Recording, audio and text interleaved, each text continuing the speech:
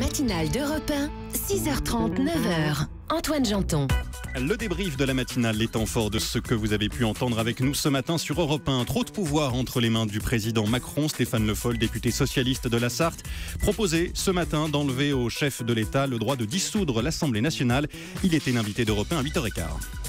Globalement, il y a un problème d'équilibre dans les pouvoirs, aujourd'hui, dans la République telle qu'elle est. Qu'est-ce qu'il faut changer alors ? Il y a une chose, déjà, préalable, c'est que le pouvoir de dissolution du président de la République ne se justifie plus. Avant, il y avait un septennat qui justifiait qu'il y ait un droit de dissolution, puisque 7 ans pour le président, 5 ans pour l'Assemblée, il pouvait y avoir quelques décalages. Pouvoir de dissoudre une Assemblée aujourd'hui, alors qu'elle a été élue après une présidentielle, donc elle est la majorité du président, ça se justifie comment aujourd'hui ?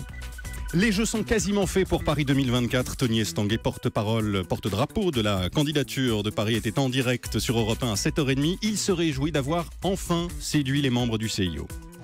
Le fait d'avoir été candidat à 3 reprises et d'avoir corrigé à chaque fois des petits éléments dans nos candidatures, je pense que ça a été apprécié par les membres du CIO.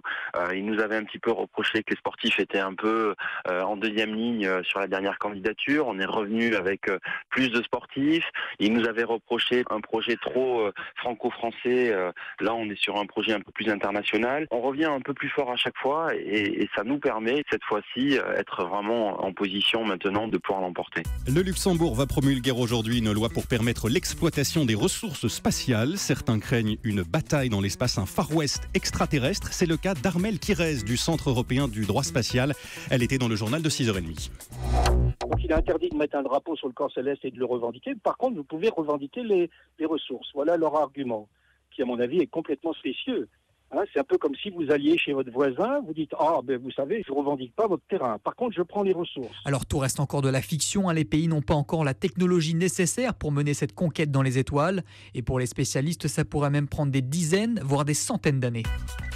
Tout l'été, Antoine Gauguin interroge une personnalité sur son premier job. Et oui, c'est la saison. Et ce matin, on apprend que Frédéric Mitterrand, ancien ministre de la Culture, a été, dans sa jeunesse, DJ à Mykonos. Ça ne s'invente pas. C'était à 6h40.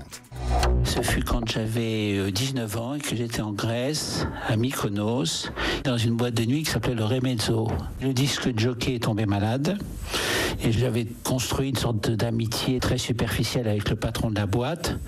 Et donc je lui ai proposé de devenir son disque jockey. Je ne lisais pas le grec, mais suffisamment quand même pour pouvoir repérer les disques de Sirtaki qui plaisaient aux consommateurs. Et puis aussi les disques que l'on jouait à cette époque, c'était en 67. Le débrief de la matinale préparé par Alexandre Lepoutre et Samuel Etchevest.